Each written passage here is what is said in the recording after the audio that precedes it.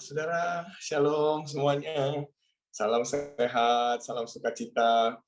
Wah, saya senang sekali ya. Ini teknologi memampukan kita untuk bisa berpindah negara, kota ya dengan begitu cepat ya.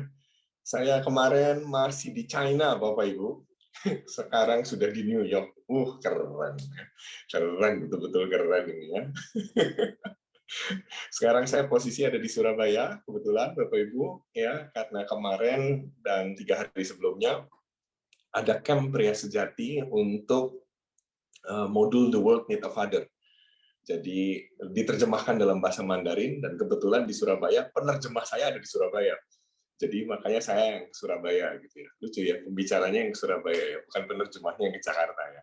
Wah, tapi ya ini seru lah. Ya, saya juga kangen Surabaya karena mau mengingat-ingat Pastor Yongki kan juga dari Surabaya. Oh salah ya, Madura ya Pak ya. Ya, saya rencana habis Zoom ini selesai, saya mau jalan ke Madura Pak. Ya, bebek Sinjai. Ya, maaf yang di New York, ya ini ngangen-ngangenin Anda, ya. Yang di Indonesia, shalom, selamat pagi, ya pagi yang cerah hari ini, dimanapun Anda berada, baik Surabaya, Jakarta, maupun kota-kota yang lain. Hari ini kita akan banyak membahas ya tentang Mighty Generation, atau bagaimana kita membangun generasi yang punya kualitas keperkasaan, ya seperti itu.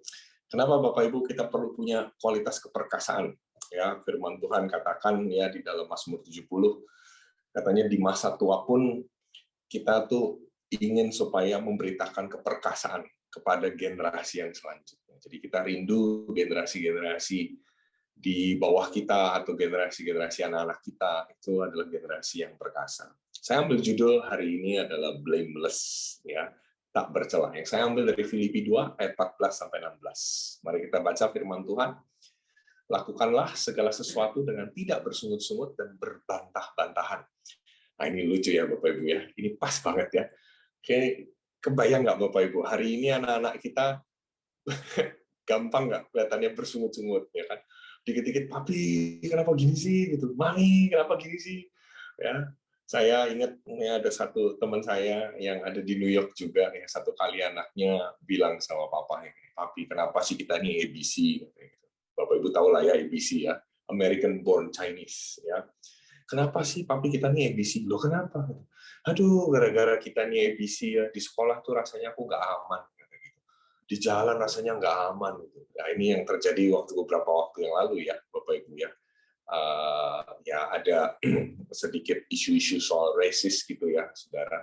Jadi dia rasanya nggak nyaman gitu loh, saudara ya. Dan dia bilang, aduh papi, kenapa sih kok kita begini? Kenapa sih kita nggak lahir di Amerika aja ya, matanya nggak sipit kayak gini, papi? Kenapa sih kayak gitu ya? Ini pertanyaan anak-anak lah ya. Di sisi yang lain juga banyak anak-anak hari ini berbantah-bantahan. Wah, dibilang jangan lo ya, hati-hati lo ya nonton film Korea yang satu ini yang lagi happening itu loh, Bapak Ibu ya, yang ada game-gamenya itu, ya. Ya, kenapa sih kok nggak boleh gitu? Yang lain pada nonton, masa aku nggak boleh nonton ya gitu? Itu kan seru. Teman-temanku pada bicarain itu, masa aku nggak tahu? Kan malu toh kalau sampai nggak tahu. Wah, orang tua hari ini berhadapan dengan dua isu ini, ya, 2B, ya, bukan B2 ya Bapak Ibu ya, 2B, bersungut-sungut dan berbantah-bantahan, ya kan?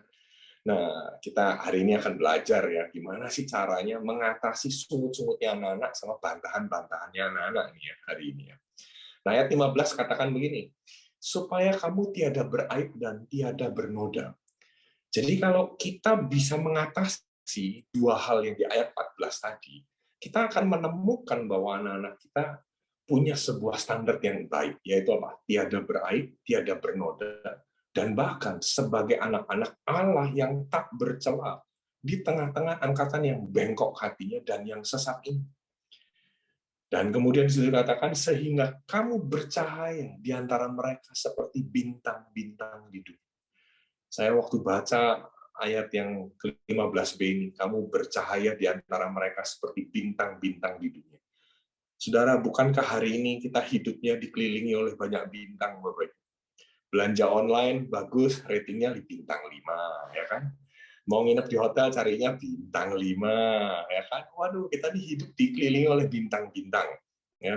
Dan jangan salah Bapak Ibu ya, bendera Amerika isinya bintang-bintang Bapak Ibu ya. Jadi ayat ini sebenarnya ayat Amerika benar nih Bapak Ibu ya. Sehingga kamu bercahaya di Amerika, maksudnya begitu Bapak Ibu ya.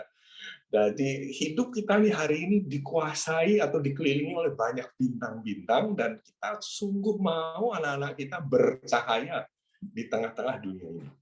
Nah, ayat 16 ini kuncinya. Sambil berpegang pada firman kehidupan, agar aku dapat bermegah pada hari Kristus, bahwa aku tidak percuma berlomba dan tidak percuma bersusah-susah. Bapak Ibu, kalau kita lihat ayat 16, ini sebenarnya kunci bagaimana kita bisa mendapatkan atau melakukan ayat 14 dan menerima kualitas di ayat 15. Kalau Bapak Ibu lihat di situ, satu, yang pertama, berpegang sama firman kehidupan. Ya. Dan yang kedua, Bapak Ibu, kita mesti belajar untuk berlomba dan bersusah-susah. Nah, ini hari ini banyak B-nya Bapak Ibu ya. Gimana caranya menghadapi anak-anak yang bersungut-sungut dan berbantah-bantah supaya dia tidak bernoda, supaya dia tidak beraib, supaya dia tidak bercela, tapi melainkan dia bisa bercahaya. Kuncinya berpegang, yang kedua berlomba, yang ketiga bersusah-susah. Wah, ayat ini isinya B semua Bapak Ibu ya. Nah, gimana cara kita, Bapak Ibu, melakukan prinsip yang ada di ayat 16 itu? Nah, kita perlu tahu. Yang pertama, Bapak Ibu, kita mesti ngerti bahwa gaya hidup tak bercela itu harus dilatih dari rumah. Daud, Bapak Ibu, di dalam Mazmur 101, ini mengungkapkan hal yang luar biasa. Di ayat yang kedua sampai dengan ayat yang ketujuh. Aku hendak memperhatikan hidup yang tak bercela. Saudara, hidup yang tak bercela itu bukan sekedar dilakukan saja, tapi harus dimulai dengan cara diperhatikan. Nah ini, banyak orang tua, banyak keluarga lupa pentingnya memperhatikan. Bapak Ibu, saya perhatikan nih hari-hari ini, ketika saya mulai posting sesuatu di media sosial saya, ya di caption dan sebagainya gitu, ini banyak orang nggak memperhatikan. Ya, padahal udah jelas-jelas itu saya udah kasih tahu posisi saya di Surabaya, saya lagi begini, lagi begitu. Mereka nggak baca, Bapak. Ya, makanya kalau di toko-toko online hari ini itu ya selalu, ini kalau di Indonesia ya, kalau Bapak Ibu lihat di toko-toko online itu bawahnya ada deskripsi kan. Deskripsi pertama tuh biasanya ditulis pakai huruf besar. Budayakan membaca. Kenapa? Karena banyak orang mau beli barang nggak pakai baca. Udah, pokoknya langsung beli aja, impulse buying. Nah, ini dia Bapak Ibu. Memperhatikan ini jadi isu penting Bapak Ibu. Nah, orang tua, latihlah anak-anak kita untuk belajar memperhatikan lebih banyak. Memperhatikan butuh fokus. Masalahnya hari ini dengan dunia digital kita, memperhatikan ini akhirnya jadi jadi action atau jadi aktivitas yang sangat sulit sekali. Nggak usah itu deh. Anak saya aja ya, Arsya ya, yang nggak terlalu banyak kena sama kecanduan gadgetnya. Kadang-kadang memperhatikan juga susah. Dia udah dikasih tahu, nah jangan lupa ya bukunya dibawa. Nah jangan lupa itu nanti hadiahnya dibawa. Nah jangan lupa nanti sepatu jangan lupa dibawa. Tetap aja udah berangkat lupa bawa sepatu. Kadang-kadang tuh kurang memperhatikan. Jadi menurut saya isu parenting yang hari-hari ini perlu kita perkuat adalah melatih anak-anak kita memperhatikan. Memperhatikan teladan yang benar, memperhatikan situasi di sekelilingnya, memperhatikan peringatan-peringatan, teguran-teguran, dan arahan. Nah, gimana latihan memperhatikan? Saya setuju dengan Daud lewat Mazmur 101 ini. Dia katakan di ayat berikut, di ayat kedua bagian berikutnya, aku hendak hidup dalam ketulusan hatiku. Nah, ini kata kuncinya. Di dalam rumah. Bapak Ibu, latihan hidup tak bercela atau latihan hidup bermoral dimulai dari rumah.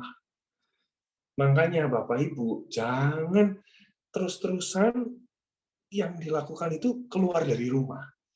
Biasakan ada di rumah. Nah, kalau Bapak Ibu perhatikan di kitab Ulangan, kamu harus memperhatikan perintah-perintahku, hukum-hukumku, Taurat-Tauratku di mana Bapak Ibu? Ketika engkau ada duduk di dalam rumah, ketika engkau bangun dari tidur, ketika engkau dalam perjalanan cuma sekali, sisanya yang lain apa lagi? Selalu ada di dalam rumah. Makanya saya rindu supaya setiap orang tua membangun gaya hidup tak bercela, perbanyak aktivitas di dalam rumah. Makanya saya bilang begini, selama pandemi ini Bapak Ibu, ini adalah masa-masa yang sebenarnya sangat baik sekali yang Tuhan izinkan. Supaya apa? Di dalam rumah diluruskan kembali. Nah, cuma kan memang masalahnya, kita udah biasa di luar, tahu di dalam rumah, akhirnya jadi ribut. Sebenarnya Bapak Ibu nggak usah khawatir, itu cuma penyesuaian kok. Selama kita bisa menyesuaikan, sebenarnya itu baik sekali. Dan selama masa-masa pandemi hampir 2 tahun ini, ada banyak terobosan-terobosan indah di dalam rumah. Semakin sering doa, semakin sering ngobrol, semakin sering baca firman, semakin sering diskusi sama firman. Plus, semakin sering makan. Nah, ini dia. Nah, ini yang agak susah yang terakhir, Ibu ya.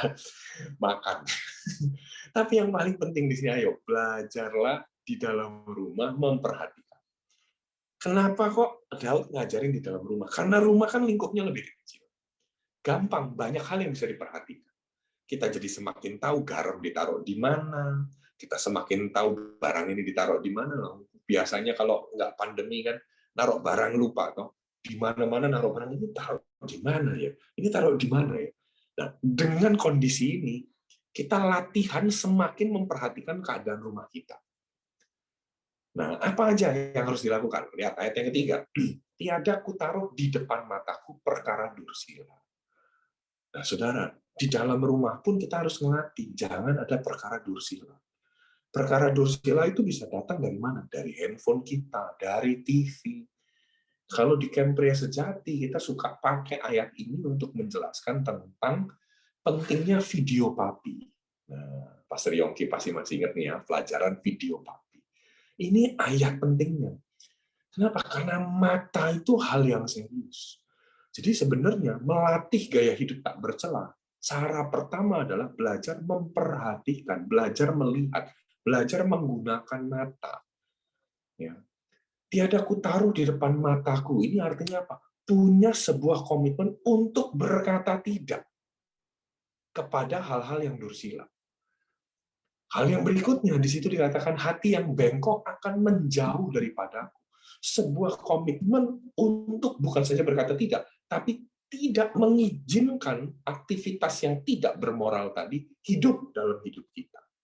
Di situ dikatakan kejahatan aku tidak mau tahu. Artinya apa? Dia nggak mau berusaha untuk tahu. Nah, sementara hari ini waktu kita lihat Instagram, waktu kita lihat media sosial, waktu kita lihat grup WA kita, dikirimin apapun pengennya dibuka. Betul nggak? Dikirimin apapun. Dikirimin video kecelakaan artis yang baru-baru ini terjadi di daerah Jombang.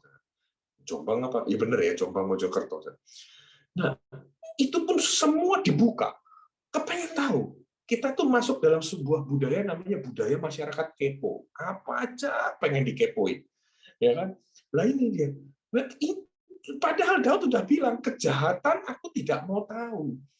Gitu loh. Loh, Pak, apakah mengerti atau melihat berita-berita di TV atau berita-berita yang ada itu apakah sebuah kejahatan? Gini loh, saudara. Yang dimaksud kejahatan bukan sekedar perilaku jahat. Alkitab itu mengatakan, segala macam perbuatan jahat itu isinya apa? Iri hati dan mementingkan diri sendiri. Segala macam perbuatan jahat. Jadi segala hal yang berkaitan dengan iri hati, segala hal yang berkaitan dengan mementingkan diri sendiri, itu adalah benih perbuatan jahat. Mari saudara, kita jangan cari tahu yang gitu-gitu gitu loh. Nah, melatih diri, gak semua informasi di grup harus kita buka, harus kita baca. Ayo Bapak Ibu, kita mesti menjaganya. Saudara, di bulan September kemarin ada satu film Korea yang masuk di TV kabel, saudaraku. Itu akhirnya begitu happening. Dalam waktu 1 minggu itu akhirnya sampai merebak dan sampai akhirnya dalam waktu 2 minggu jadi best, jadi apa ya istilahnya ya, bukan best seller ya, tapi top lah gitu ya, top di dunia perfilman lah begitu. Nah ini akhirnya semua orang pada nonton. Saya tuh bukan tipe orang yang lagi happening ini, lagi viral ini, cari tahu gitu. Enggak. Saya pelajari dulu, saya dengar dulu. Orang ini ngomongnya tentang apa? Nah, kalau kaitannya sama film, saya biasanya suka cari spoilernya dulu. Kalau orang lain nggak suka di spoiler, malah saya cari spoilernya dulu. Kenapa, saudaraku?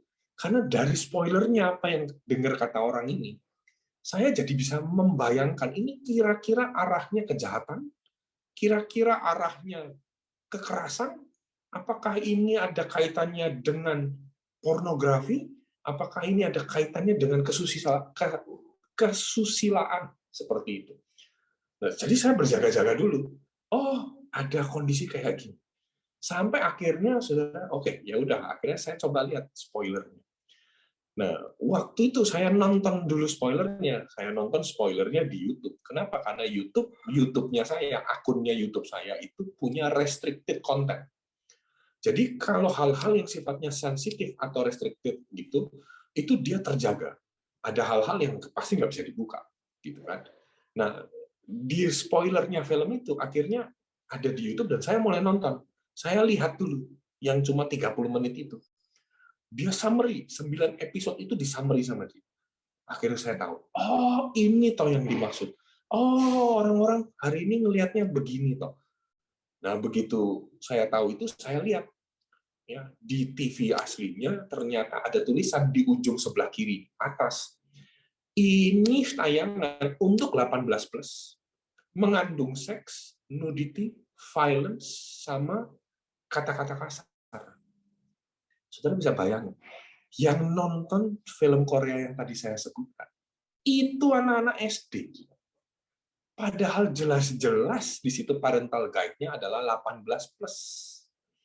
Ratingnya 18+. Nah, kita sebagai orang tua gimana? Nah, ini latihan demi latihan. Untuk apa? Memperhatikan hidup yang tak bercelana. Ya, kenapa? Mataku tertuju kepada orang-orang yang setiawan. Nah, ini counternya. Kalau kita nggak mau ada perkara dursila, carilah perkara-perkara yang hidupnya setiawan. Orang-orang yang hidup dengan cara tak bercela, cara ini berarti bicara soal perilaku, akan melayani aku. Jadi kita membatasi orang-orang yang ada di dalam kehidupan kita atau lingkaran keluarga kita adalah orang-orang yang secara nilai-nilai teruji. Nah, kita sebagai orang tua gimana? Apakah kita menjaga lingkungan keluarga kita dari komunitas-komunitas yang nggak benar? Kalau kita tahu itu nggak benar, ya jangan hidup bersama-sama. Mengenal mereka oke. Menjadikan mereka sebuah target untuk kita injili, untuk kita bawa ke Tuhan, silahkan. Tetapi jangan sampai kita masuk di dalam cara mereka berpikir, cara mereka berperilaku. Kita mesti melatih diri kita, saudara. Di ayat yang ke-7, orang yang melakukan tipu daya tidak akan diam di dalam rumah. Apakah berarti kita ngusir? Bukan itu poinnya. Poinnya adalah gini, kita mesti melatih di dalam rumah, tidak ada manipulasi. Yang terjadi sekarang, anak gampang toh memanipulasi papa dan mamanya. Kenapa anak gampang bisa manipulasi papa dan mamanya? Karena papa dan mama tidak pernah sepakat.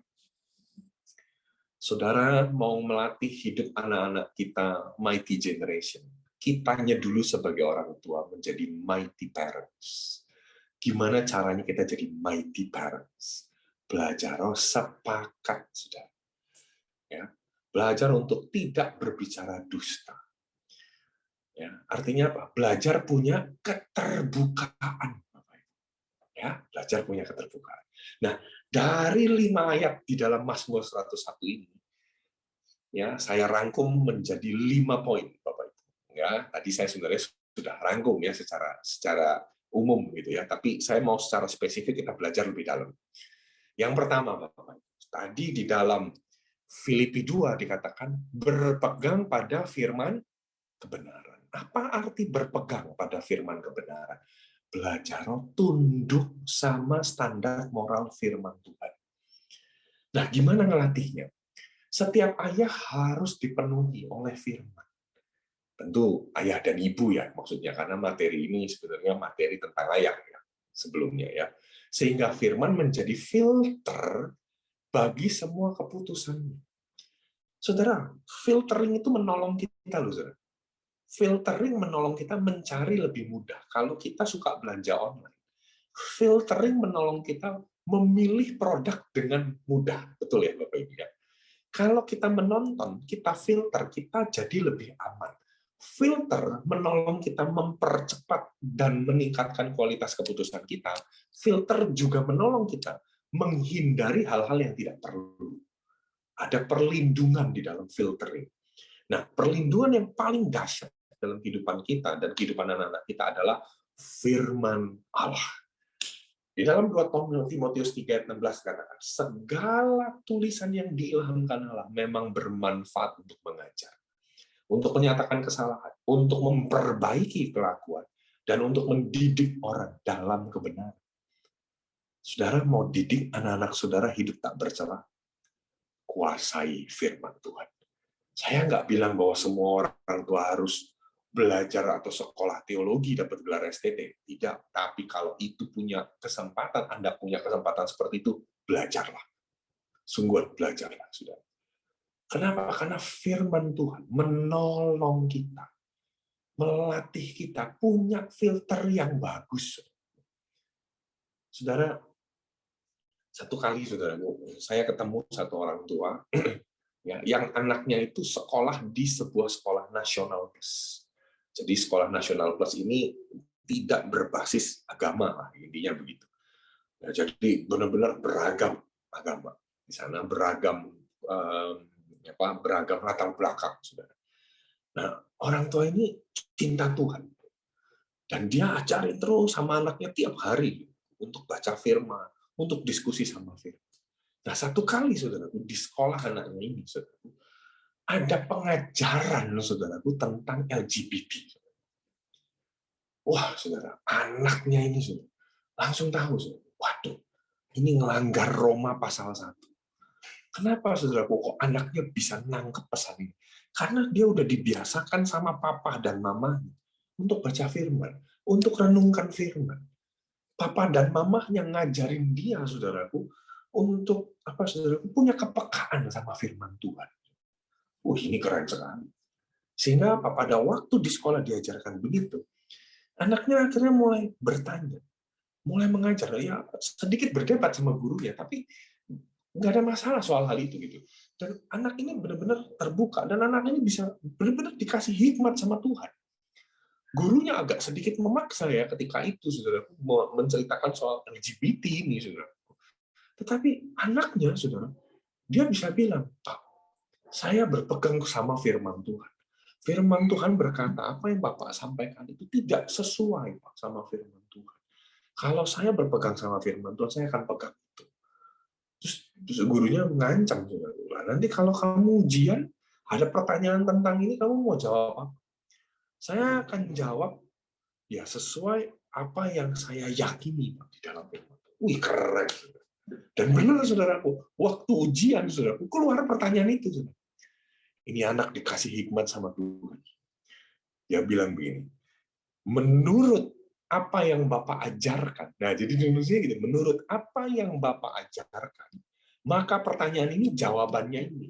Tetapi saya diajarkan juga sama ayah saya. Lewat firman Tuhan, apa yang soal yang diajukan ini, jawabannya ini. Pinter dia jawab. Itu hikmat. Saya percaya, saudara, orang tua yang hidup dalam firman Tuhan, anak-anaknya punya kepekaan, punya hikmat Tuhan. Saudara baca di Kisah Rasul, Semua orang dari bangsa manapun yang takut akan Tuhan dan mengamalkan kebenaran dikenan oleh Allah. Dia dapat perkenanan, dapat hikmat dari Tuhan. Ini yang pertama. Yang kedua, memiliki gaya hidup tak bercela. Kita mesti mengizinkan Roh Kudus mengambil kendali kehidupan. Nah, ini nih, yang ini seru yang ini. Kita lihat ya, ada dua gambar di sini. Gambar yang kiri dan gambar yang kanan. Gambar yang kiri itu ada gambar dua bola antara yang hitam sama yang putih. Ya, yang gambar sebelah kanan itu ada 3 lingkaran yang disatukan. Saya bahas dulu gambar sebelah kiri. Apa arti mengambil kendali kehidupan? Kita seringkali, saudaraku, hidup kita itu persis seperti lingkaran yang paling kiri. Hidup sayanya besar, kerajaan Allahnya kecil. Nah, saudara, hidup saya besar itu artinya apa? Ya udah, Tuhan ini loh hidup saya, kamu nyempil loh Tuhan. Nyempilnya apa ya bahasa Indonesia-nya ya? Soalnya saya tahunya bahasa Jawa ya, nyempil. Artinya apa? Nyisip gitu loh, saudaraku ya. Cuma dompleng gitu loh, saudaraku. Cuma sebagian kecil lah, kurang lebih seperti itu. Bukan sebagai hal yang utama. Jadi yang utama itu hidup saya, kerajaan Allah itu cuma sebagian kecil di dalamnya. Nah, yang benar harusnya adalah kerajaan Allah yang besar, hidup saya ada di dalamnya. Nah, paling gampang gini deh, gambar yang sebelah kiri, hidup saya besar, kerajaan Allah kecil itu, kita menjadikan Yesus cuma sekedar presiden. Presiden tahu Bapak Ibu, cuma sekedar penghuni, cuma sekedar ngekos. Tapi kalau yang sisi sebelah kanan, Kristus itu jadi presiden, jadi penguasa. Jadi dia yang punya misi, dia yang punya agenda, kita ada di dalam agendanya, manut atau ikut agendanya Tuhan. Kalau yang sebelah kiri, Tuhan manut sama agendanya kita. Lah kan lucu dong. Padahal Roma 8 ayat 5 menyerahkan diri atau menyerahkan pikirannya. Dikatakan soal manusia roh, kan? Memberikan pikiran-pikiran atau mengizinkan pikiran-pikiran yang datang dari roh.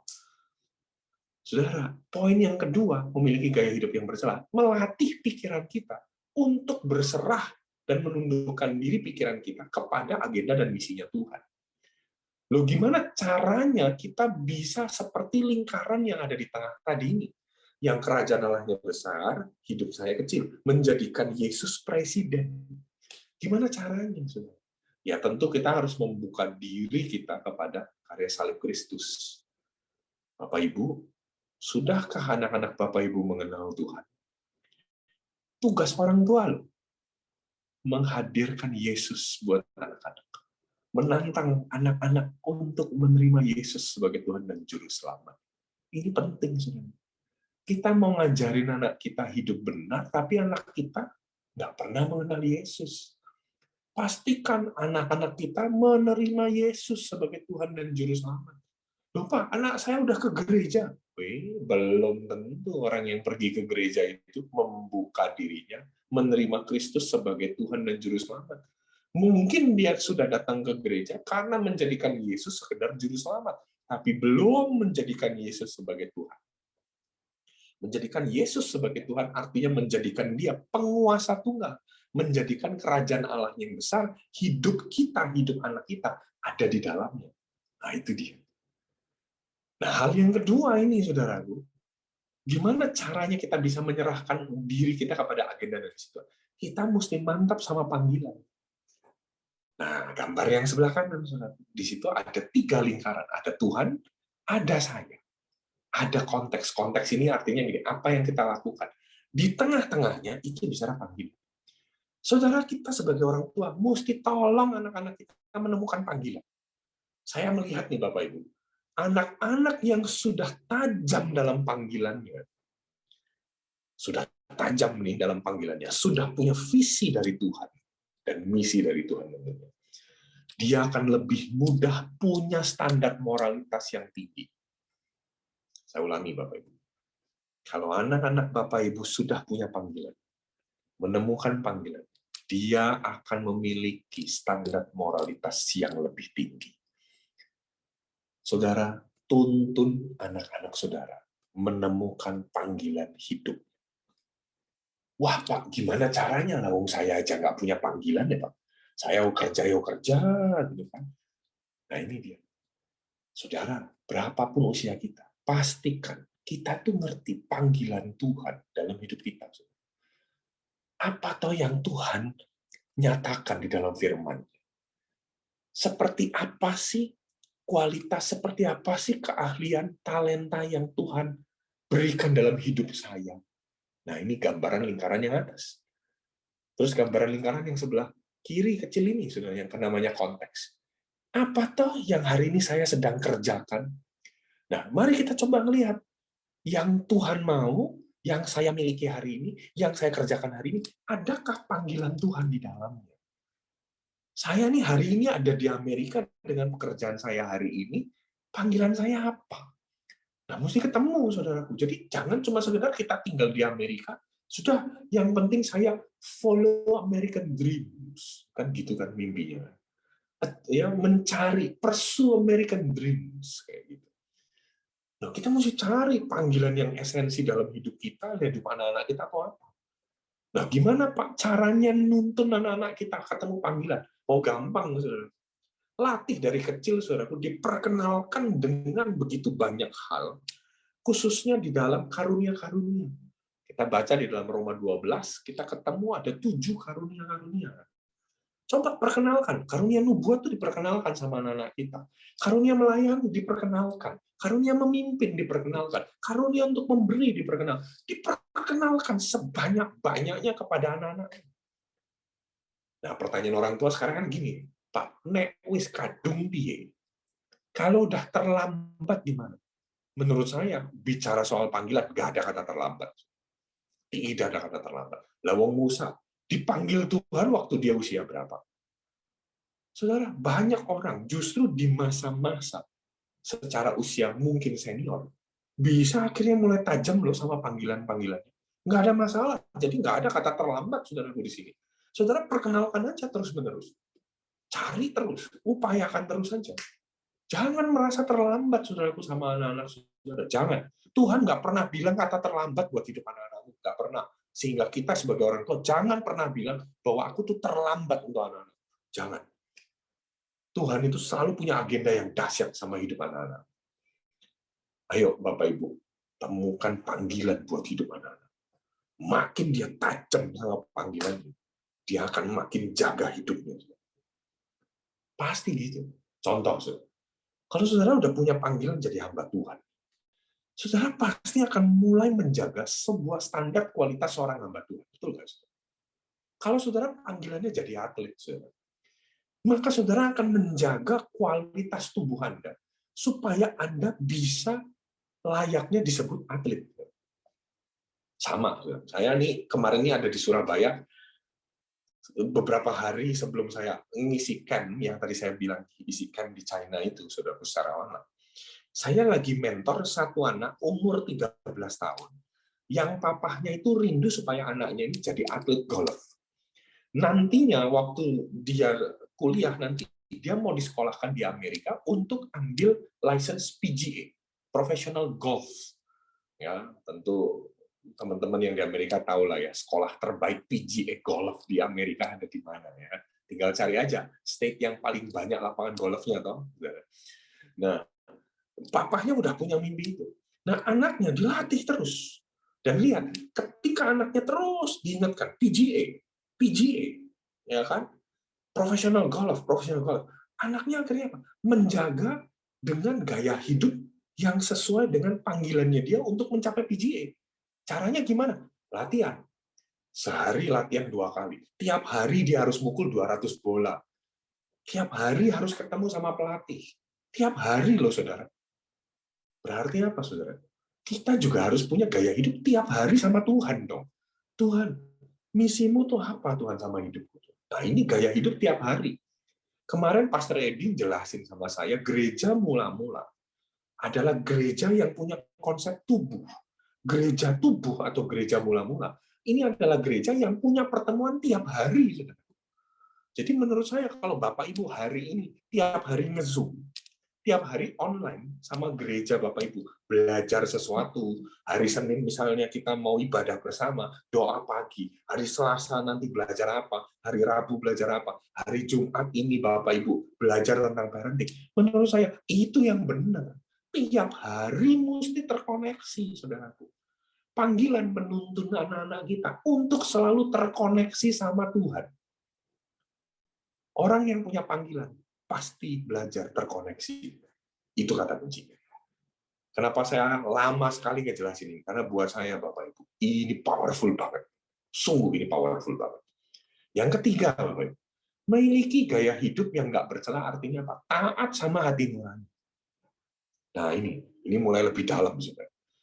Manusia itu pada dasarnya ada manusia rohani, manusia jiwani, manusia jasmani. Di dalam dirinya ya. Manusia jasmani itu tampak lewat perilakunya. Manusia jiwani itu muncul lewat pengetahuan, pengalaman, perasaannya, pernyataannya, dan kehendaknya. Nah, manusia rohani ini adalah tempat hati nurani, tempat Roh Kudus berbicara kepada rohnya kita. Lewat apa? Lewat firman. Lewat firman akan disingkapkan tindakan motivasi kita, dosa-dosa kita. Supaya apa? Supaya kita selaras sama firman Tuhan. Masalahnya hari ini, kita nggak pernah mau taatin hati nurani kita.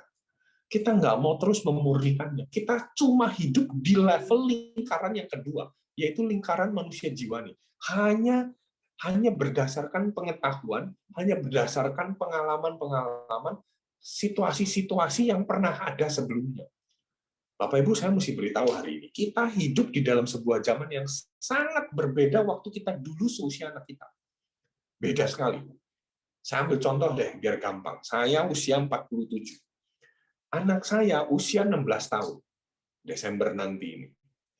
Selisihnya 30 tahun, Bapak Ibu. 31 tahun selisih usianya.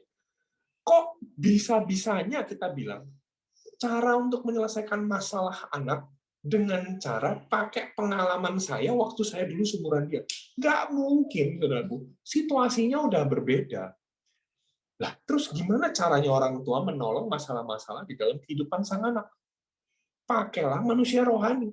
Ini yang seringkali orang tua lupa. Orang tua pakai pengetahuan, pakai pengalaman untuk menjawab masalah anak-anak hari ini.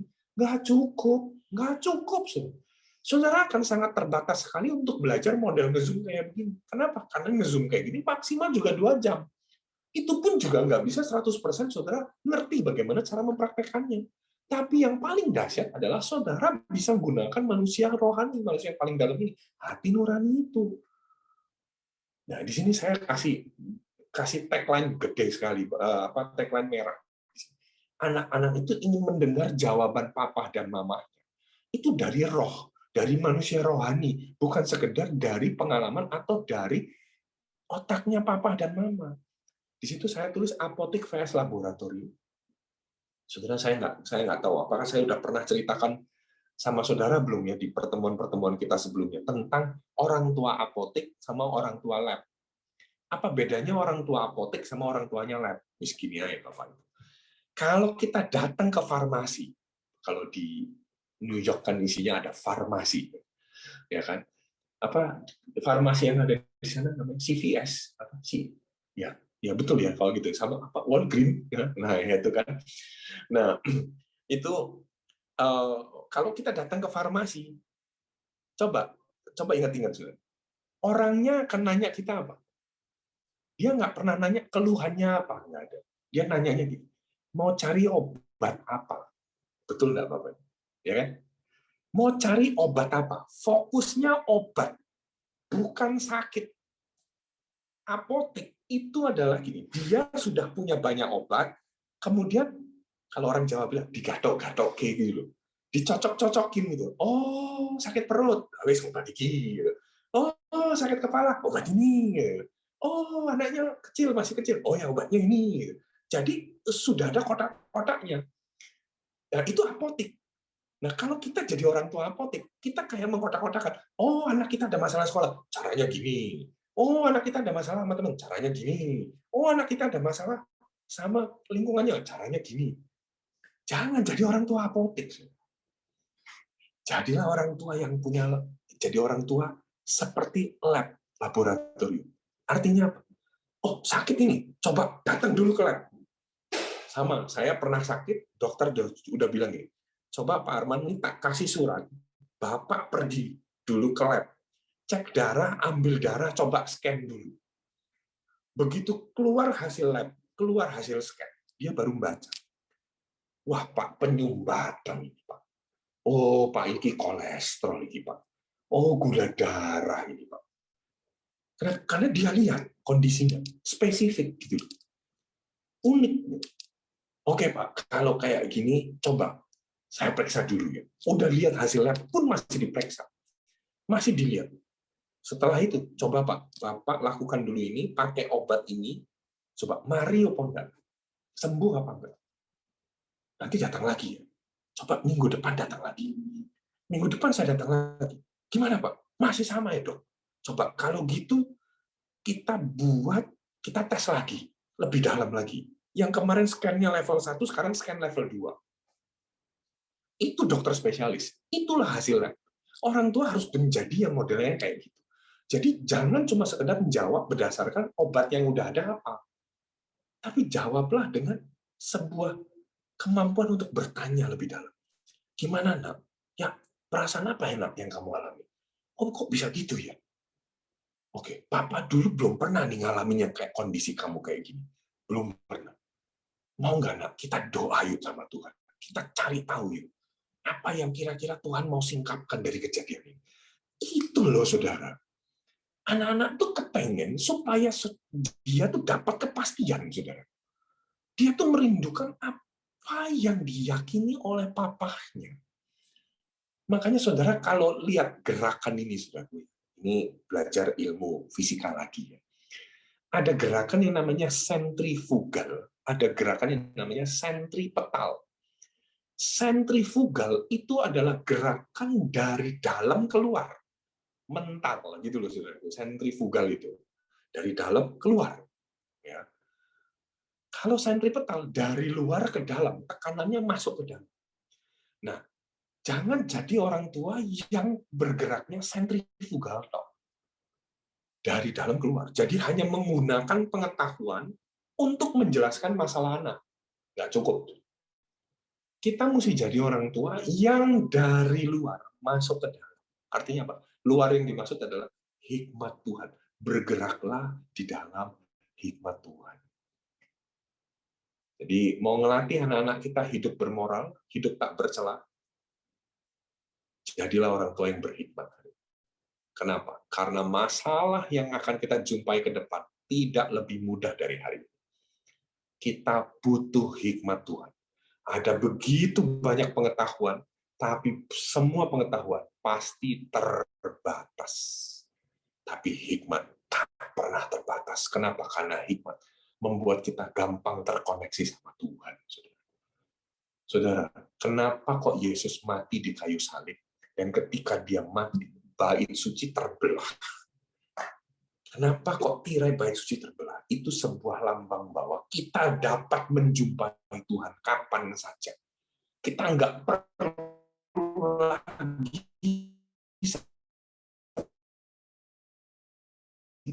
zaman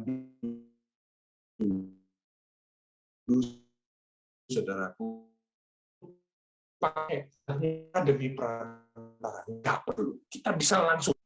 Itu yang itu. Sudah banyak orang tuh kayak mau pakai privilege ini gitu loh yang bernama Yesus dalam hidup kita. Kenapa? Dan kebaikan udah benar-benar cari hikmat itu. Ya. Yang keempat, saudara, tadi saya sudah sempat bahas, berkata tidak sama aktif yang tidak bermoral. Alkitab sini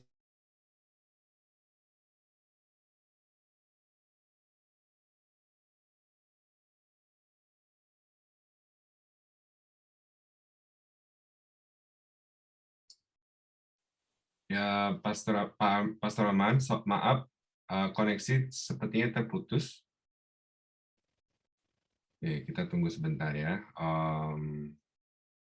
Alright. Ya, Pastor Aman keluar, mungkin dia akan restart. Kita akan tunggu. Udah balik ya? Oh, ada. Oh, audionya enggak ada. Oke. Ya, Pak Salman. Halo. Oke. Sorry, Pak Salman. Boleh sebentar ya. Ya, halo Bapak Ibu. Oke. Ya, silakan Pak Salman. Thank you. Ya. Halo Bapak Ibu, sudah kembali online? Ketemu? Sedikit terputus-putus, Pak Salman. Oke, sebentar. Saya ganti koneksi ya. Mohon waktu sebentar. Oh iya, terima kasih. Oke, sekedar reminder, setelah ini kita akan ada Q&A. Q&A bisa dikirimkan langsung dari chat group di Zoom ini. Nanti pas at the end saya akan able, dan juga kalau misalnya mau mengirimkan secara pribadi bisa kirimkan ke saya juga melalui nomor telepon 917-605-6468. Informasi saya sudah teks di Zoom WhatsApp.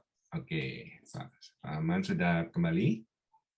Ya, Bapak Ibu jaringannya sudah oke? Ya, siap. Terima kasih. Ya. Oke, Bapak Ibu, hal yang keempat.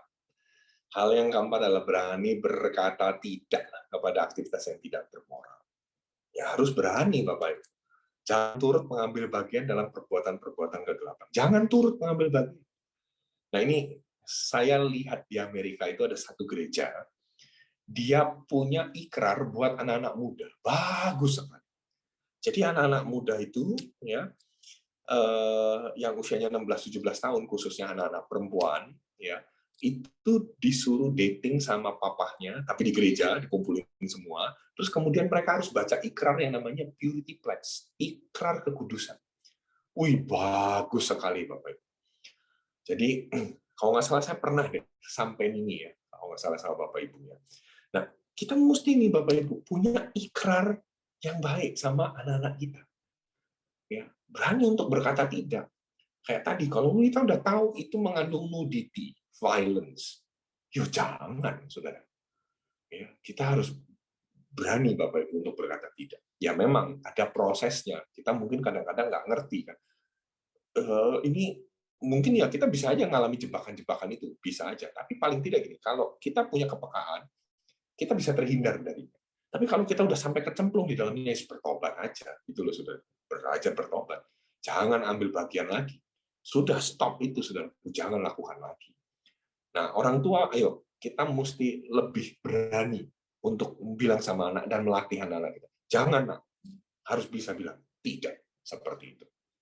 Ya, yang terakhir Bapak Ibu, kenapa kita mesti latih berkata tidak, khususnya buat anak-anak yang remaja umur 12 sampai 17. Bapak Ibu bisa lihat ya, pengaruh sosial atau dampak anak-anak remaja. Itu mereka membutuhkan yang namanya social acceptance, penerimaan. Sex development mereka mulai bertumbuh. Mulai banyak tantangan demi tantangan. Mulai ada emotional quotient-nya, mulai ada kerinduan untuk bisa kelihatan hebat di dalam memimpin. Anak umur 12 sampai 17 itu kepengen kelihatan perform dengan baik. Ya. Nah, makanya Saudara, kalau kita nggak jaga moralitas anak-anak kita yang di masa remaja, mereka di usia-usia sekian ini rentan sekali. Ngeri sekali. Makanya, ayo kita mesti sering mungkin kasih tahu sama anak-anak kita batas-batas. Ya. Jangan sampai anak-anak kita mendapat definisi dari dunia ini. Tapi biarkan kita sebagai orang tua yang memberikan definisi kepada hidup dia. Yang terakhir, Bapak Ibu, nah ini dia. Tunduklah dalam akuntabilitas. Ini bicara tentang tunduk dalam pertanggungjawaban. Ya, jadi nggak bisa sendirian, Bapak Ibu. Ya, nggak bisa sendirian. Tadi ya di dalam saudara Filipi ya, saudara ya. Di dalam Filipi 2 tadi ayat yang ke-16 di situ dia bilang ya bahwa aku tidak percuma berlomba dan tidak percuma bersusah-susah. Nah, maksudnya apa toh saudara di sini? Tidak percuma bersusah-susah artinya kita perlu upaya keras. Untuk apa, saudara? Merendahkan diri kita. Kita mau dituntun, mau dibimbing, saudara. Ya. Seperti itu. Kemudian tadi juga di dalam Mazmur 101, Daud juga bilang, mataku tertuju kepada orang-orang yang setia. Berarti artinya apa? Kita melihat teladan orang-orang yang baik. Nah, contoh di sini. Saya punya akuntabilitas, saya kasih gambar salib. Akuntabilitas saya sebanyak ini. Kepada mentor saya di atas, namanya Pak Seno Wijaya. Kepada Bapak rohani saya, Pak Edi Leo dan Ibu Ros. Kepada orang tua saya, mama saya, papa saya udah almarhum, dan papa mama mertua saya sebelah kanan. Kepada istri saya, kepada anak saya, kepada anak binaan saya di bawahnya, kepada partner bisnis saya yang paling bawah itu. Saya belajar punya pertanggungjawaban kepada mereka. Ada di area rohani, area mental, area fisik, area emosi, area sosial, area intelektual. Semua belajar terbuka. Kalau kita biasa hidup dalam keterbukaan, pasti anak-anak kita juga terbiasa di dalam keterbukaan. Makanya nilai-nilai yang saya bangun di keluarga saya hari ini adalah openness, keterbukaan, openness. Banyak keluarga hari ini nggak mau menghidupi openness, yang keluar jadi ngenes. Nah itu. Jadi supaya nggak jadi keluarga yang ngenes, openness, togetherness. Nah itu dia. Ya. Pokoknya kalau kita mau belajar melekat sama Tuhan, belajar mau terbuka sama Tuhan, terbuka sama komunitas kita, punya akuntabilitas, hidup kita pasti lurus di hadapan Tuhan. Amin, Bapak Ibu. Semoga ini jadi berkat buat Bapak Ibu semua. Ya, pelajarannya padat ya Bapak Ibu ya hari ini ya. Biar orang tua mesti pinter, Bapak Ibu ya. Oke, Tuhan Yesus memberkati. Baik, terima kasih banyak, luar biasa ya. Yes. Pengajaran yang sangat benar padat sekali. Sangat amat padat. Itu harus beneran dipelajari lagi. Make sure saudara nyatet. Kalau lupa nanti kita akan pasang videonya di YouTube saudara. Jadi jangan lupa nanti ditonton lagi supaya benar-benar nangkep, mancep, dan kita kerjakan, kita praktekkan. Amin. Oke.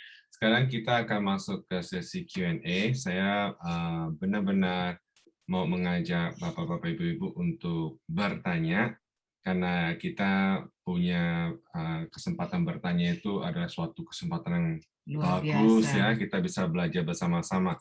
Jadi sekali lagi pertanyaan bisa langsung dikirim melalui chat group, dan saya juga akan enable chat group buat attendees. One second. Oke, chat group. Kalau mungkin Bapak Ibu Saudara mau langsung tanya, ini pas ada Pas Armannya juga boleh. Tadi saya lihat Angel ya angkat tangan. Ya, kalau bisa mungkin kirim aja ke WhatsApp, jadi kita bisa bantu Angel, kayak lebih rapi gitu ya. Oh gitu. Ya. Angel bisa kirim ke buat pertanyaan ke kami, kan ada ya nomor aku ya, jadi lebih gampang untuk kita bantu di situ, untuk menghindar yang tidak diinginkan. Ya, jadi audionya bisa tetap mati saja, jadi lebih baik begitu ya. Oke. Langsung praktek filtering ya. Iya betul sekali, pakai filtering, pelajari pengalaman lalu karena ada hal yang tidak diinginkan. Oke, selagi menunggu, biarlah saya memulai pertanyaan. Saya sangat diberkati dengan pengajaran Pastor Arman, terima kasih. Saya sendiri seorang ayah dan saya banyak diajar, ditegur, dan definitely diberkati. Nah ini pertanyaan dari saya pribadi. Karena mendidik anak ini kan saya punya anak 10 tahun dan yang paling kecil adalah 7 tahun. 11. Ya udah belum, hampir. Belum. Ya, jadi pertanyaan sekarang begini Pastor Arman. Tadi sudah disinggung tapi saya minta untuk lebih diperjelas bagaimana caranya membantu mereka untuk menemukan panggilan mereka. Saya tahu ini kan masih 10 dan 7. Apakah mereka terlalu muda? Dan saya juga mau hati-hati. Karena waktu kami mengajar, saya juga nggak mau salah ngajar, jadinya maksain gitu loh. Karena saya sering melihat pengalaman-pengalaman orang tua yang lain, karena belajar ngajarinnya terlalu maksa, mereka jadi, aduh apaan sih nih, gitu kan, jadi mental gitu. Jadi bisa penjelasannya lagi bagaimana membantu mereka untuk menemukan panggilan mereka, tapi dengan cara yang baik gitu. Terima kasih, Pak Sarman. Oke, thank you. Jadi begini, tadi panggilan itu adalah perpotongan, ya, perpaduan antara Tuhan, saya, dan konteks, betul ya? Jadi kalau dibalik ke anaknya, berarti Tuhan, ini bicara saat teduhnya dia, perjumpaan dia sama Tuhan. Saya, berarti nama anaknya, itu bicara tentang keahlian, bakatnya, minatnya, karunianya. Nah, itu saya. Konteks adalah siapa dia hari ini. Ya, apa yang dia kerjakan hari ini. Kalau misalnya berarti kan dia masih di elementary school, kan? Betul kan? Kalau umur 11 tahun. 11 tahun masih di elementary, ya. Oke.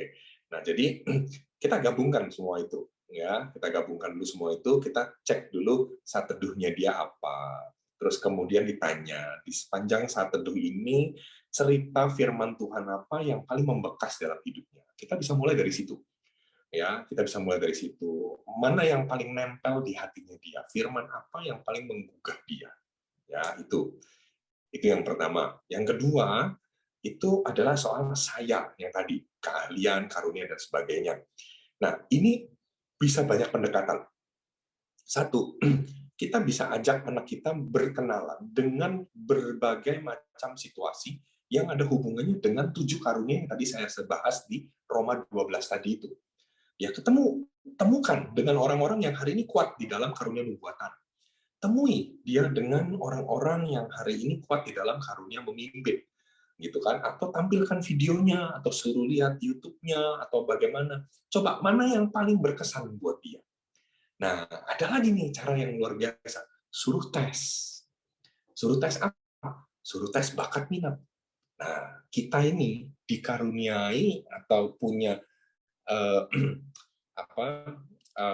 punya pertolongan ya lewat apa? Lewat DISC, foto karakter, ya tes beta, ada kecerdasan majemuk. Nah, kita bisa menolong lewat situ. Nih contoh misalnya menemukan panggilan bisa kita lakukan lewat ini, saudara. DISC. Saya yakinlah di Amerika pasti banyak dong yang bisa melakukan tes ini ya, seperti itu. Nah, kita tes anak-anak kita tuh ada di area mana, ya seperti itu. Apakah dia di area dominan, apakah dia di area inti. Nah, kita bisa mulai membayangkan, oh, panggilannya dia pasti akan berhubungan sama temperamennya dia, sama karakternya dia. Nggak mungkin biasanya panggilannya dia nggak berhubungan sama kondisinya dia, nggak mungkin. Oh, ini anak spesifik. Oh, ini anak sukanya hal yang praktis. Anak sukanya standar. Oh, anak ini sangat akurat, sangat detail. Oh, berarti panggilannya dia nanti akan kaitannya sama hal-hal yang sifatnya detailing. Hal-hal yang sifatnya akurasi seperti itu. Ya. Nanti habis ini tes apa lagi, Saudara? Kita bisa bantu dia untuk tes kecerdasan majemuk, Saudara. Ya. Tes kecerdasan majemuknya. Kita tahu ada satu dokter namanya Dr. Howard Gardner, dia yang menjelaskan tentang multiple intelligence. Ya, teskan anak-anak saudara untuk bisa menemukan multiple intelligence-nya ada di mana, bakatnya ada di mana, ya seperti itu. Nah, kita kita bisa lihat gitu, oh anak kita jago di natural, berarti nanti rata-rata panggilannya dia akan mengarah kepada bakat dan minatnya dia ke arah natural tersebut. Walaupun nantinya bisa berubah, tapi biasanya nggak terlalu banyak perubahannya. Seperti itu. Ini contoh misalnya Arsya waktu saya tes, gitu kan. Saya lihat, oh anak ini spasial. Spasial berarti apa? Tata ruang. Oh, tata ruangnya bagus. Makanya lihat, waktu pertama kali saya bawa Arsya ke New York, dia melihat bangunan, melihat sana, melihat sini. Kebayang sama dia. Dia langsung bisa tahu, kemarin kita lewatin sini ya. Uncle Yongki kita kemarin barusan lewat sini juga bukan? Kayak gitu. Ini kemarin Liberty ada di sini kan? Oh ini berarti ada di sini kan? Oh Manhattan ada di sini kan? Dia ngerti kayak gitu. Nah saya mulai perhatikan, kok ini anak tahu ya posisi-posisi ya. Nah kira-kira area spasial itu ke arah mana nantinya? Oh berarti dia bisa menjadi arsitek bisa, gambar bisa, terus apalagi dia mungkin ngerti sekali tentang dunia traveling. Dan ternyata benar, hari ini Arsya ngikutin semua travel blogger yang ada di dunia ini. Dia pelajari dengan baik, saudara. Nah, di situ tuh akhirnya saya dapat tuh, oh iya. Berarti arahnya dia nanti nih ke arah travel. Ya, traveling ya, seperti itu. Dan benar, dia kepengen ngambil kuliah apa? Hubungan internasional. Saya tanya, kenapa kamu mau ambil hubungan internasional? Iya, Pak, aku pengen pergi ke bangsa-bangsa. kepengen menolong bangsa-bangsa untuk bisa bangsa-bangsa ini mempertahankan budaya mereka. Dan paling tidak di situ aku bisa menolong mereka menyelesaikan konflik-konflik di bangsa itu. Nah, dia kepengen dong ngambil yang namanya political science. Pengen banget dia ambil political science. Saya bilang, nah, political science yang keren tuh di Amerika, di Harvard. Dia langsung bilang, wah, gitu kan. Tapi hubungan internasional, Pak, yang paling the best, Pak, UBC, Pak. Ya, UBC, Pak, ya, di Kanada. Itu the best, Pak, in the world. Kayak gitu. Atau di Leiden, Pak. Ya, bebas lah. Jadi, saya udah mulai nuntun dia dan mulai berbicara kepada dia soal panggilan Pak. Jadi gitu. Ya, kita mesti kaitkan hubungannya dia sama Tuhan kayak apa, terus dirinya dia kayak apa, dan apa yang dia pelajari hari ini, atau dia siapa hari ini, kita mesti kaitkan. Nah, itu teknik kita bisa melatih anak-anak kita menemukan panggilan. Demikian. Ya, terima kasih Pak Aman. Oke, kita akan langsung ke pertanyaan yang sudah dikirim. Ya, silakan Sisil. Ini ada pertanyaan Pak Arman yang berkata, tadi dari kelima poin yang Pak Arman sampaikan, poin yang keempat yang berani berkata tidak kepada aktivitas yang tidak bermoral.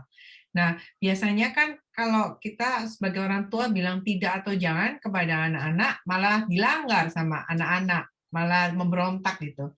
Jadi, bagaimana caranya kita orang tua bisa menyampaikan kepada anak-anak itu secara dengan hikmat, sehingga anak-anak bukannya memberontak atau melawan, tapi mereka itu bisa menurut gitu perkataan itu. Terima kasih. Sebenarnya yang mesti dibenarkan adalah begini dulu. Kalau sampai anak-anak malah justru melakukan ketika kita malah berkata tidak, berarti aspek ketaatan anak ini yang perlu diatur dulu gitu, Saudara. Ya. Karena kalau kita bilang tidak, ya harusnya tidak. Karena kan orang tua kan gambaran tentang Tuhan. Orang tua ini kan refleksi Tuhan di bumi buat anak-anak. Ya kan? Ya dengan kata lain gini lah. Dia harus bisa melihat bahwa di dalam hidup kita ada Yesus. Jadi kalau waktu si Yesusnya ini yang ada di dunia ini ngomong, jangan, ya harusnya berani bilang jangan. Makanya tadi yang saya bilang, nomor 4, berani berkata tidak, ditaruh di nomor 4. Kenapa? Karena ini urutan nggak bisa dibolak-balik. Harus dilakukan dulu poin 1 sampai 3 dulu. 1 sampai 3-nya aja nggak jalan, 4 pasti nggak mungkin jalan. Nggak mungkin jalan. Gitu. Nah, artinya apa? Ya, saudara udah pastikan belum anak saudara menerima Yesus sebagai Tuhan? Itu dulu. Kenapa? Karena menerima Yesus sebagai Tuhan itu bicara soal ketaatan sempurna. Anak-anak berani nggak? Anak-anak kita yakini nggak bahwa anak-anak tuh punya yang namanya ketaatan sempurna. Begitu kita bilang tidak, ya udah tidak. Dia nggak akan berani untuk mengatakan, ya wis tak coba. Makin kita ngomong tidak, makin dicoba. Kalau bilang tidak, ya wis tidak. Udah gitu. Nah, tapi kalau sampai anak kita udah sampai pada tahap kita ngomong tidak, terus kemudian malah dilakukan, nah kita perlu langkah-langkah berikut ini. Kita perlu menjelaskan dulu kepada dia. Ya, menjelaskan apa? Menjelaskan ya, sekali lagi, pentingnya firman Tuhan. Waktu papa dan mama berkata tidak, biasakan kamu harus bertanya dulu, kenapa Pak? Dan papa dan mama harus bisa menunjukkan, ini loh firmannya bilang, yang kalau kamu bilang iya sama hal ini, itu melanggar firman. Kalau kamu bilang iya, segala panggilan dan mimpi-mimpi kamu bisa terdistract, bisa tergeser, bisa teralihkan, bisa tidak tercapai. Papa mama bilang tidak, itu demi kebaikan. Jadi kalau kamu ingin mencoba, kalau kamu benar-benar ingin mencoba sekalipun papa dan mama sudah bilang tidak, kamu sudah dewasa. Silahkan kamu datang sama Tuhan ketika kamu tahu itu melanggar, minta maaf sama Tuhan. Tapi kalau memang bisa tidak dilakukan, akan jauh lebih baik. Jadi kita tetap mesti kembali lagi ke poin nomor 1 sebenarnya. Ya, itu melatihnya begitu. Ya. Kalau anak kita masih kecil gimana? Kalau kita bilang tidak malah dilakukan. Nah, kalau anak-anak yang masih kecil, kita punya langkah demi langkah step-step yang waktu itu saya pernah sampaikan ya di pertemuan parenting sebelumnya tentang level-level nasihat, level-level disiplin ya di Ibrani 12. Mulai dari nasihat, teguran, terus apa lagi peringatan, ganjaran. Nah, step-step itu mulai dipakai. Ya, seperti itu. Jadi kita perlu lebih banyak menjelaskan mengapa. Itu tadi yang tadi sentrifugal tadi itu. Orang tua harus diperlengkapi dengan jawaban mengapa. Jangan cuma sekedar kalau anaknya tanya mengapa, wis pokoknya nggak boleh. Wis ini nggak sepaham ini. Pokoknya ini bahaya nih. Jangan, pokoknya jangan. Loh, jangan gitu, saudara. Kita jelasin.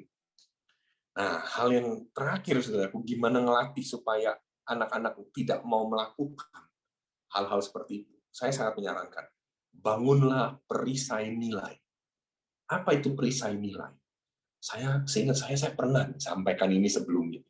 Nggak tahu nih Bapak Ibu sudah praktekin atau belum? Sudah lakukan atau belum? Saya sudah cari dulu gambarnya.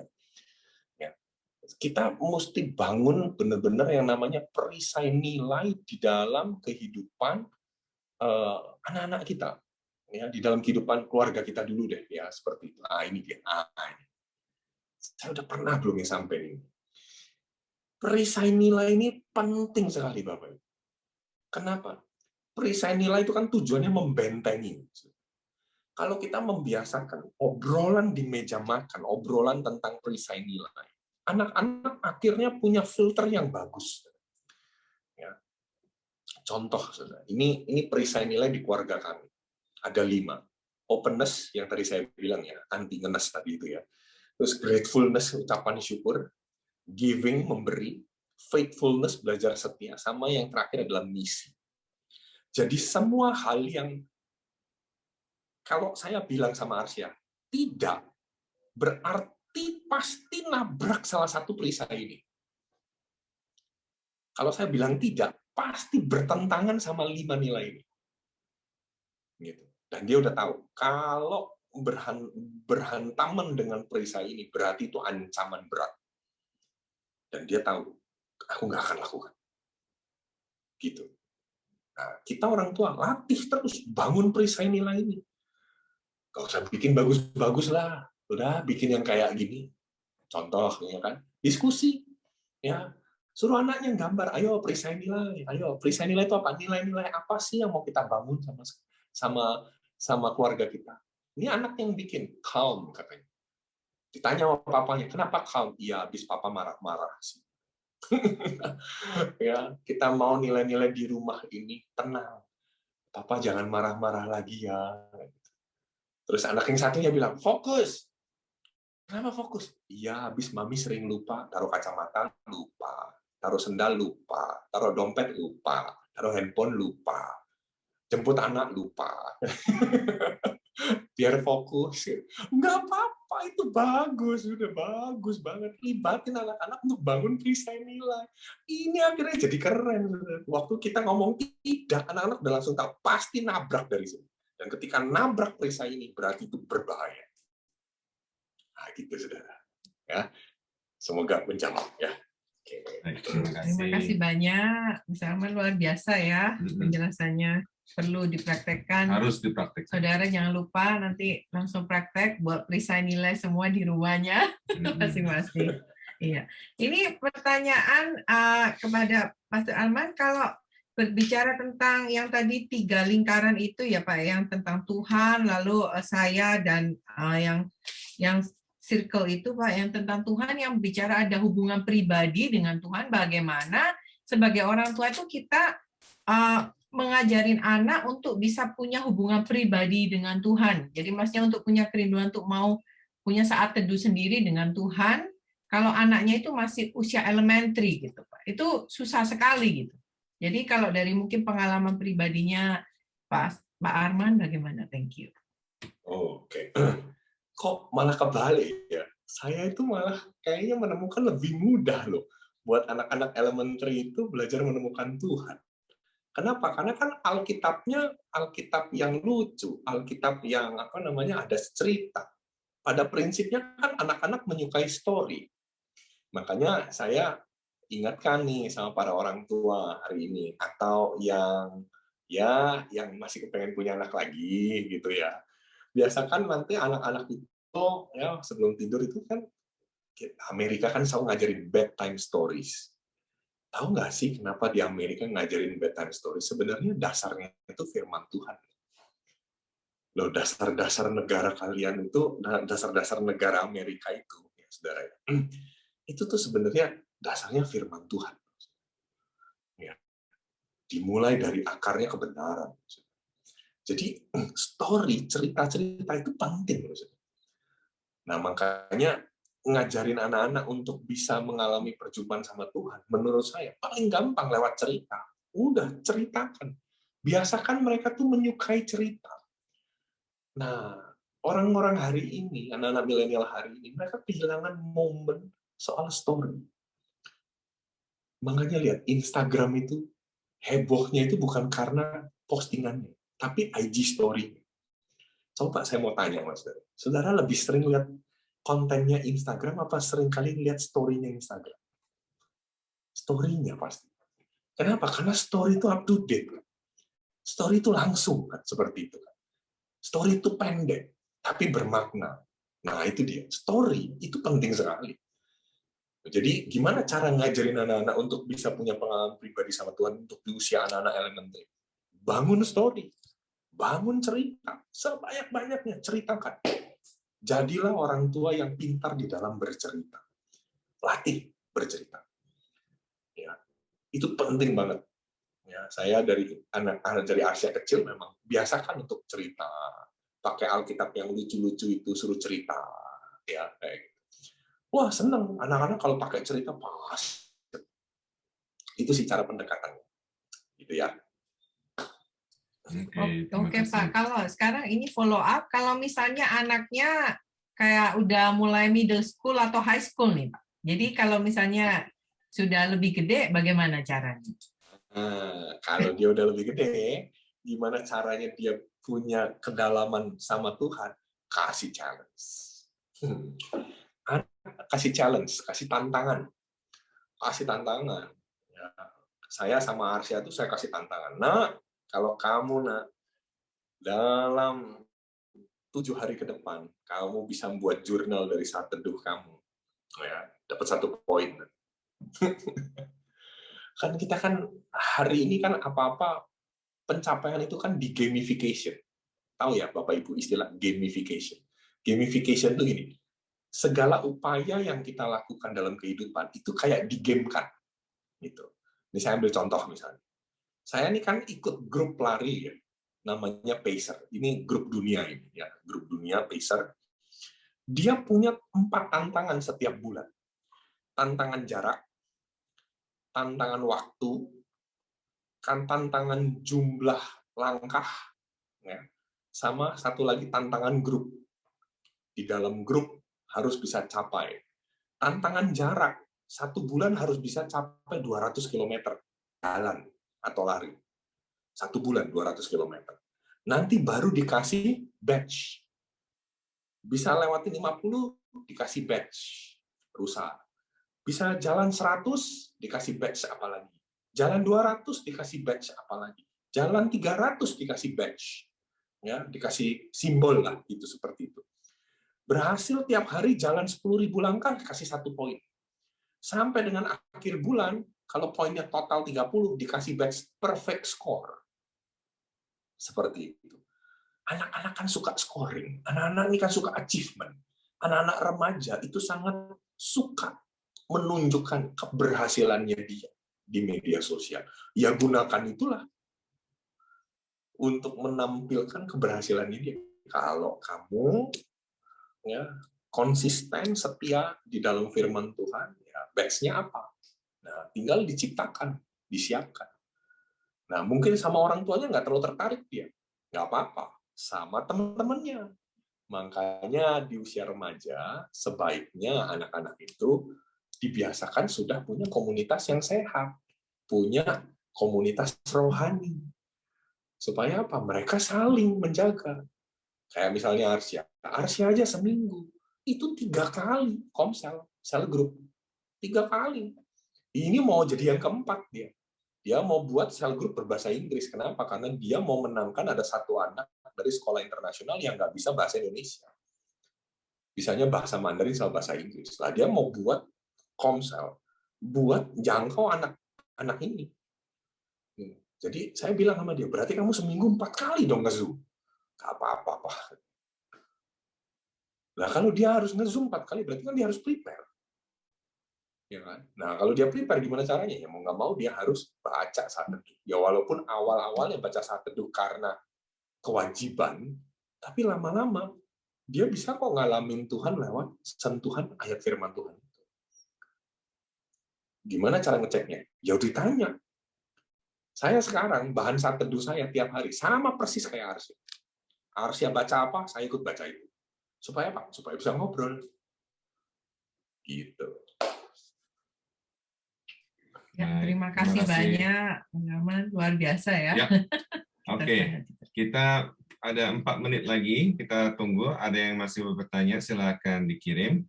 Kalau tidak, ya kita akan akhiri. Tapi saya tunggu lagi. Sebelumnya sambil menunggu, saya sangat diberkati dengan statement mighty generation has to start from mighty parents. Jadi mesti dimulai dari kita sebagai orang tua. Nah, kalau nggak ada yang tanya, mungkin ini pertanyaan saya, pertanyaan terakhir. Saya ini seorang papa, dan saya tahu banyak. Tadi kan pengajarannya kan udah sangat amat jelas sekali ya. Harus begini, gini sebagai parent, sebagai orang tua. Challenge-nya karena gimana ya? Saya juga sering share kalau ini kebetulan saya dan Sisi ada urusan Sunday School, dan saya juga share kepada orang tua bahwa anak-anak kita ini nomor 1 tanggung jawabnya adalah the parents, not the Sunday School teacher, not your pastor, not your church, but it's you guys, the parents, it's us. Kalau anak kami ya kami berdua yang bertanggung jawab. Nah ini mungkin challenge-nya sebagai orang tua, kita udah tahu kebenaran firman Tuhan, udah tahu nih harus begini contoh lah ya, harus mengajak anak-anak kita firman Tuhan dan berulang-ulang, tadi kan sempat disinggung ya, dimulai dari rumah lagi kan. Nah ini challenge-nya sebagai, ini buat saya pribadi, kok susah ya untuk melakukan itu gitu loh. Udah tahu tapi kok susah untuk melakukan itu. Jadi mungkin pertanyaan sekarang, bagaimana untuk melakukan itu, memotivasikan diri untuk melakukan dan mempraktekkan kebenaran firman Tuhan. Gitu. Ini seperti tadi kan nanya terus kan gimana cara ke anak. Ya ini saya mau nanya gimana kita nih sebagai orang tua yang memulai gitu loh. Udah tahu nih, oke, let's do it. Ya ini gimana nih? Jadi bagaimana untuk membantu kami sebagai orang tua untuk memotivasikan kami sendiri untuk ayo let's do it. Mempraktekkan apa yang diajarkan tadi ya. Gitu. Yeah. Kan mungkin kan kalau ini Pak Arman tahu kan para orang tua sibuk kerja semua, nggak ada yang bantuin semua pekerjaan rumah apa. Udah capek duluan mungkin rasanya untuk mengerjakan hal itu. Jadi thank you. Oke. Cara pertama, William sama Sisil mesti ke Indonesia ketemu saya.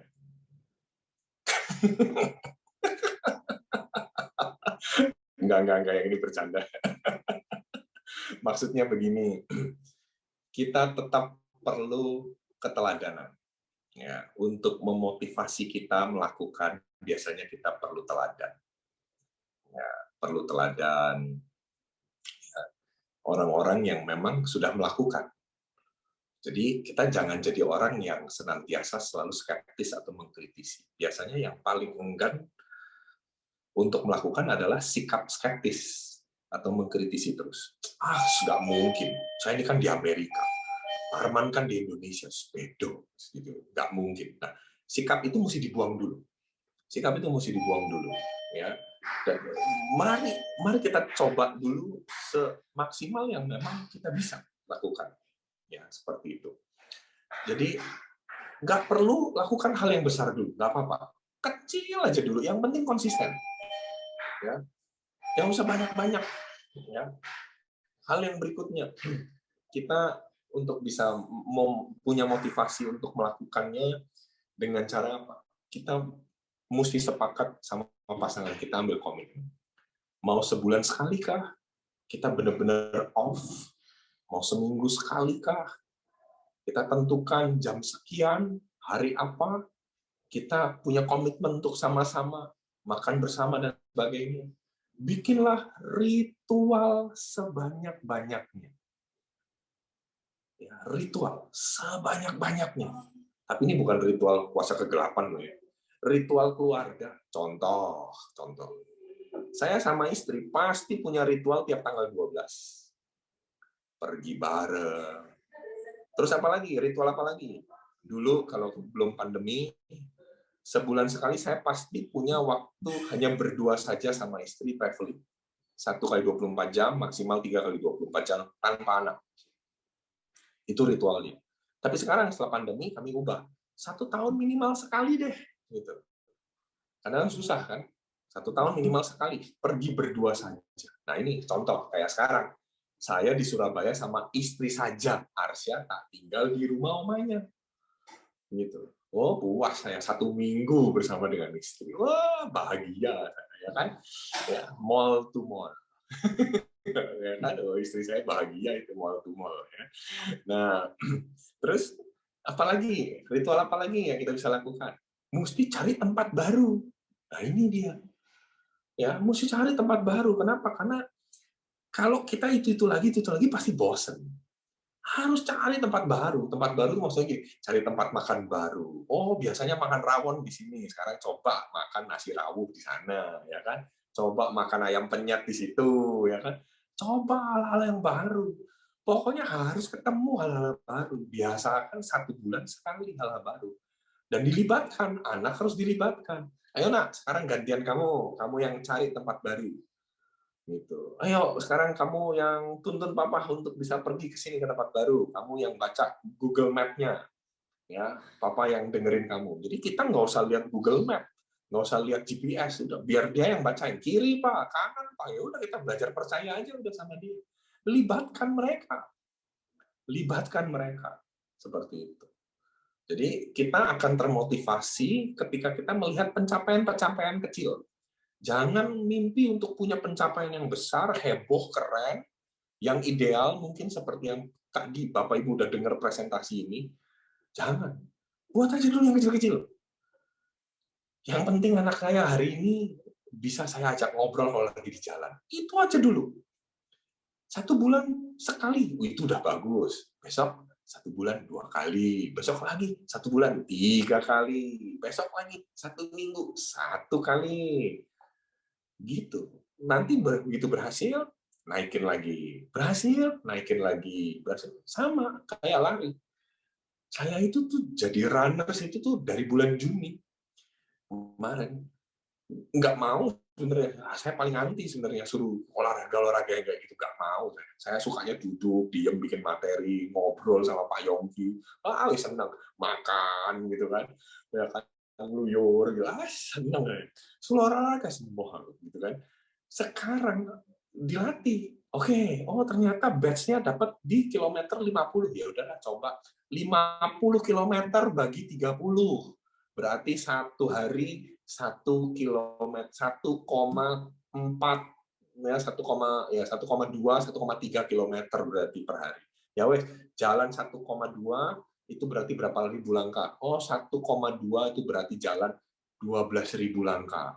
Ya wes, jalan dulu 12.000. Ya kan? Setelah konsisten baru naik 18.000 langkah, naik 25.000 langkah, gitu-gitu. Pencapaian kecil menolong kita termotivasi. Jadi jangan selalu mau cari pencapaian-pencapaian yang besar dulu. Cari yang kecil-kecil dulu. Tapi yang paling efektif yaitu tadi yang poin saya pertama. Ke Indonesia aja udah. Pergi sama saya jalan-jalan udah 1 minggu, ayo kita pergi jalan-jalan. Lihat bagaimana saya sama istri sama Marsha dolan, ngobrol, main, gitu kan. Nanti mesti nangkep gitu. Termasuk mesti ngerti saya kalau marah kayak gimana sama anak, mesti tahu. Gitu. Nanti pasti kebayang, oh gini tau. Makanya perlu punya keteladanan. Tapi sebelum itu perlu punya tiket dulu untuk bisa ke Indonesia. Gitu. Ya. Terima kasih. Terima kasih banyak. Kalian Habis ini kita cari tiket ya. Oh ya. Nah, kita bentar lagi pulang Indo, and then kita cari Pastor Arman. Setelah apa ini ya karantinnya Ya, itu. Oke, terima kasih semuanya untuk pertanyaannya. Terima kasih untuk Bapak-Bapak Ibu yang sudah join. Saya percaya kita semua diberkati. Kita sudah dibekali. Dan jangan lupa sudah mendengarkan ini, ayo kita praktekkan firman Tuhan. Sekali lagi terima kasih Pastor Rahman. Mari kita berikan banyak. love yang luar biasa. Terima kasih. Tuhan memberkati. Oh, yang gede. Iya.